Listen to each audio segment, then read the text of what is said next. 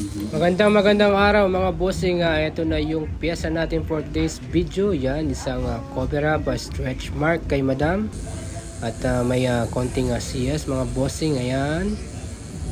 Ito mga bossing, medyo mahirap yung pagpasok ng ink dito. At yung gamit natin needle dito is 7 liner all the way tayo mga bossing. At bali yung atake natin dito mga bossing, whip shading lang tayo mga boss. Yan, at napakatibay ni madam from Australia mga bossing. At yung shop natin located at Red Street, Angeles City, Balibago.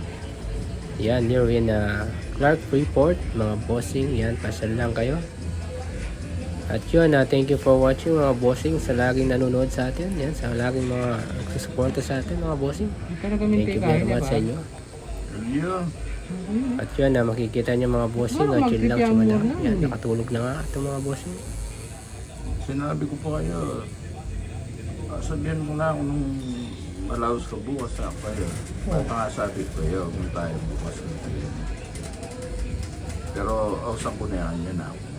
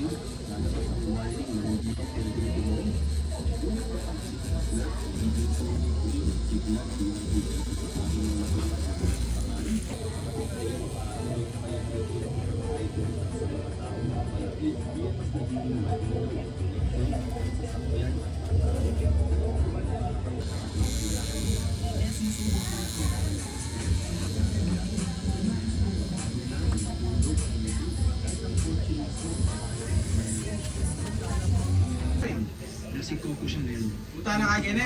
Custom-made handbag na para lamang sa kanya. Lumipat sa kanya. Mas producer na turang bag at naging isa sa pinaka-successful na items na naibig. Patuloy pa rin ang pagpili ng mundo sa prestigyoso ng brand na ito. Noong 1936, namaalam ng anak ni Lola si George. Sumayang napilitan si Gaston na isa lang ang mga pag-ibig sa kanyang pamilya. Pagkatapos ito kami pag-aalam pang may isang kaito, kaya pag-aamin si Jordy, pinalamangan sa kanya ng lahat ng At yun mga bossing, ito na yung finishing natin. Yan, maraming salamat sa panunood. Yan, napakalakas mo madam. Alright, congratulations sa iyo.